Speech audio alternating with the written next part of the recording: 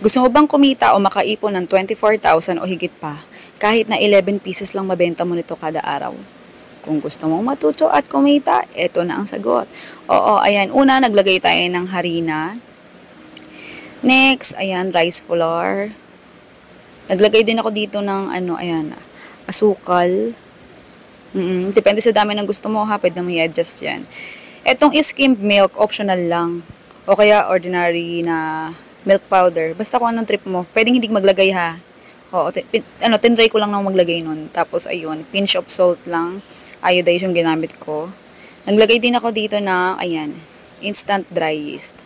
Para hindi na kailangang, maglagay ng maligamgam na tubig. Instant dry yeast ang lagi kong ginagamit. Pagkatapos haluin, tsaka natin ilagay yung itlog. Tapos itong tubig.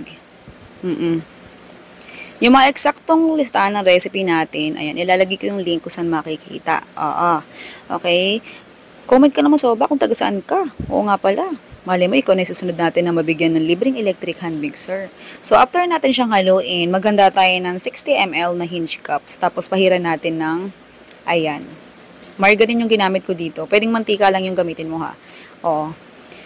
Pagkatapos natin yung, lagyan ng mantika, ayan, magsalang muna tayo ng, tubig.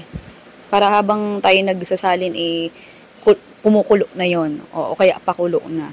Ito yung butter natin kanina. Ayan. Salin mo lang sa mga hinge cups mo or container na gagamitin mo. Napansin ko, ayan, nung kumulo na, pwede mo na isalang yan. Yun sa akin, di ba, isasalin mo. Ayan, di ba, kalahati ng hinge cups yung nilagay ko. Much better kung hinge cups din na same size yung gagamitin mo. Mas kontian mo pa yung lagay kasi sobrang alsa nitong ginawa ko. Napigil yung alsa nung ating, butter. Ayan, nung cake natin. Kaya, ganyan. Pero maano pa naman siya, foamy pa rin. Pero medyo medyo maano ko sa panlasa ko eh. Napansin ko yung pinagkaiba.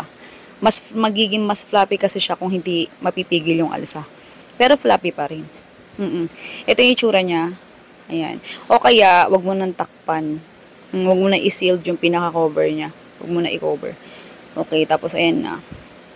Mabilis lang siyang lutuin, ilang minuto lang. Tansyahin mo na lang, nakalimutan ko, hindi ko na arawasan. Tapos naglagay lang ako ng toppings dito na cheese. Gantong cheese ang bilihin nyo, hindi siya mahirap i-grate. Bukod doon, mas mura. Pangtinda talaga siya. At saka, yung mga mahilig sa cheese dyan na ayaw ng sobrang alat, ito yung swak sa inyo. Oo. Yan, tapos takpan mo na. Ganun lang kadali gawin yung recipe na to. Oo.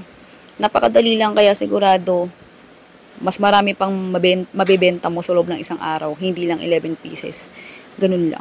Okay, lista ng recipe tsaka costing nasa comment section ilalagay ko or sa mismong description. Okay, tsaka yung kung saan mabibili itong hinge cups natin. Okay, sige na, goodbye, good luck. Love you.